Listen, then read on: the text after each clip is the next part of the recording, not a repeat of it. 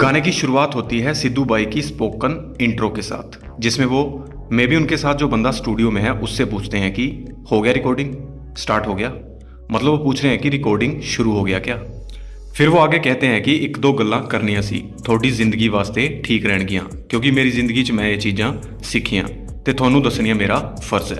एक दो बातें करनी थी मुझे आपकी ज़िंदगी के लिए ठीक रहेंगी, क्योंकि मेरी ज़िंदगी में मैंने ये चीज़ें सीखी हैं और आप लोगों को बताना मेरा फ़र्ज़ है।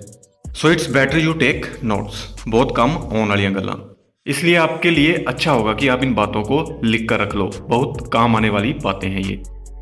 दोस्तों, लिरिक्स ब्रेकडाउन से पहले एक बात, इस गाने में जो बातें सिद्धू बाई ने कही हैं वो कोई कल्पना नहीं, वो उनकी अपनी ज़िंदगी के तजुर्बे हैं, क्योंकि उन्होंने खुद डीफेम होने, कंट्रोवर्सीज में गिरने और यहाँ तक कि कोर्ट केसेस तक का सामना किया था। इन्हीं कड़वे अनुभवों के बाद वो खुलकर बात कर रहे हैं उन दोगले लोगों के बारे में जो मुंह पर कुछ और होते हैं और पीठ पीछे चालें चलते हैं। ये गाना एक तरह से ऐसे लोगों की असलियत को उजागर करता है और साफ संदेश देता है कि किस तरह ऐसे लोगों से बचना चाहिए। तो चलिए बिना टाइम वेस्ट किए शुरू करते हैं आज का धमाकेदार ब्रेकडाउन। गाना स्टार्ट होता है, ओ साडा सिद्धू ए सिद्धू ओ लगदा, पहला मेरे बारे थोनू भाई कहणगे। उन दोगले लोगों का जिक्र करते हुए सिद्धू भाई कह रहे हैं कि हमारा सिद्धू ये लगता है, हमारा सिद्धू वो लगता है। शुरुआत में ये सब मुझे अपना भाई बताएंगे, फिर कहना होता बस साडे सिर दे, फिर मेरे साले हो बुरा ही कहेंगे, फिर ये कहेंगे कि वो तो बस हमारी वजह से ही यहाँ तक पहुंचा है, मतलब ये सक्सेस, ये फेम उसे हमारी वजह से ही हासिल हुआ है। और फिर मेरे साले मुझे बुरा ही कहेंगे, मतलब मेरी बुराई ही करेंगे। ओ परख के देखी है औकात सब दी, साल होया महता फाहे बड्डे हुए ने, मतलब इन सब की औकात को परख कर देख लिया है मैंने, इसलिए एक साल हो गया है इन बंदों से किनारा कर लिया है मैंने, मतलब इनसे बोलचाल बिल्कुल बंद है।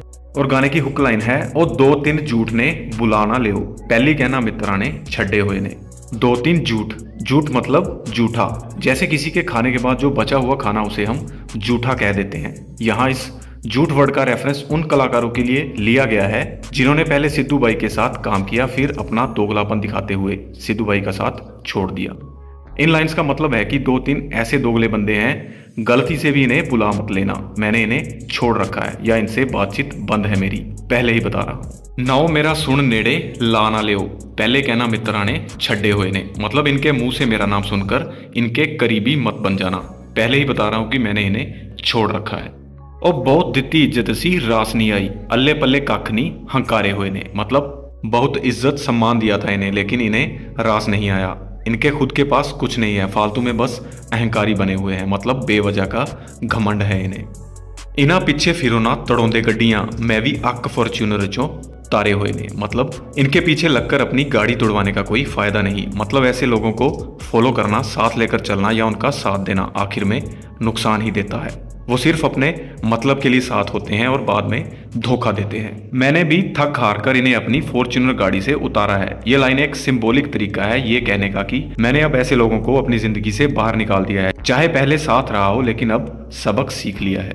वो सार लो जे इना बाजों सार सक दे, किसे बिना खड़े कदों गड्ढे हुए ने, मतलब इन लोगों के बिना ही गुजारा कर लो अगर कर सकते हो तो, किसी के बिना यहाँ किसी की गाड़ी नहीं रुकती, मतलब ये जिंदगी की गाड़ी यूं ही चलती रहती है, ये गाड़ी किसी की मोहताज नहीं।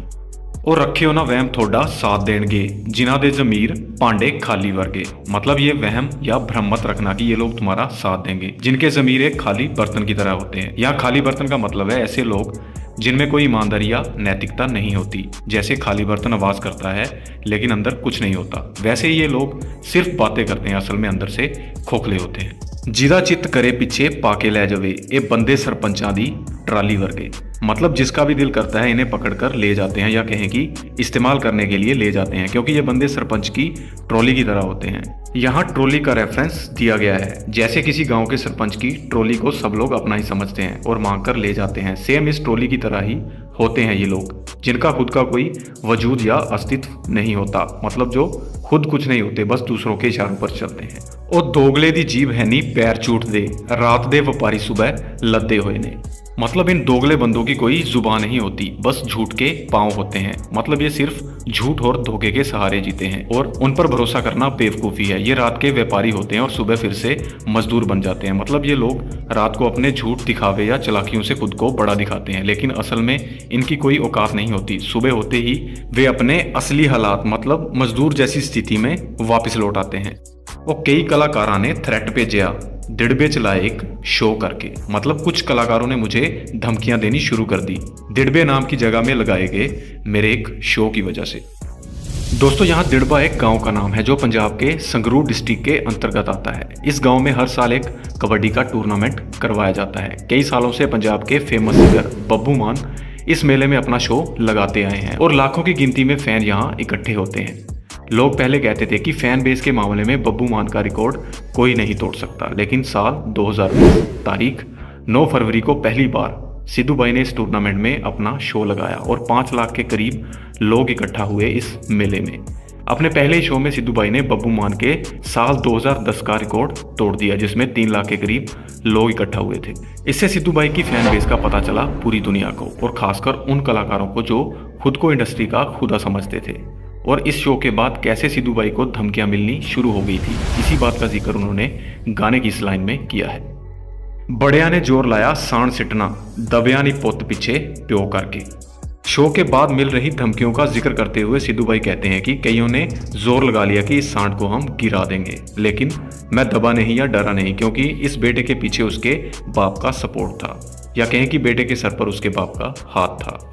और गाने की लास्ट लाइंस हैं, ओ बिना कई सकीरी मेरे चाचे बन गए।